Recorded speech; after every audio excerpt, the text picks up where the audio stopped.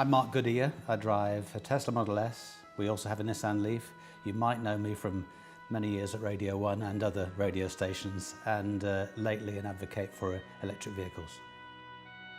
My first EV was in 2002. It was an EV most people have never heard of, a Ford Think. Everybody needs a nudge, and the nudge for me was the congestion charge was coming in London. I worked out that that would be a cost, but then Westminster, which in this regard at least were very forward-thinking, said that they would allow free parking in pay and display for electric vehicles.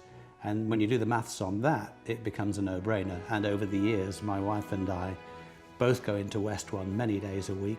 I guess we've saved between 100 and 150,000 pounds in congestion charge and parking. So that's more than a nudge. It's a totally different driving experience. And until people drive an EV, they won't know what really much less stress driving is, what the quietness of it. You can do very long journeys, especially on the vehicles that have got things like autopilot, and other companies have their version of it.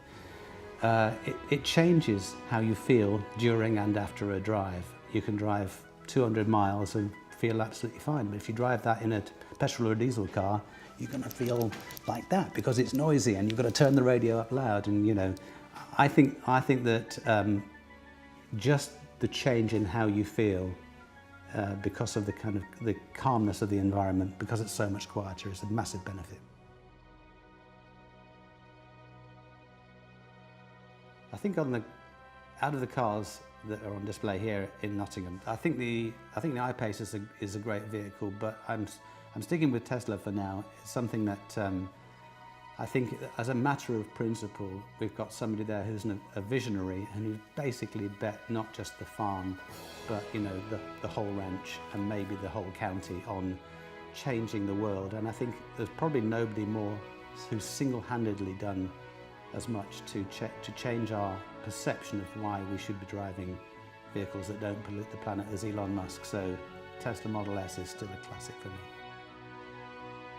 Why it's important on a purely practical level is, you know, this is going to change much quicker than people think.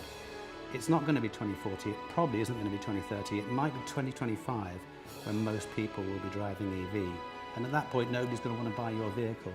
So test drive one, see why everybody else likes it, and consider whether it's right for you, because then you won't be left with an asset you can't sell.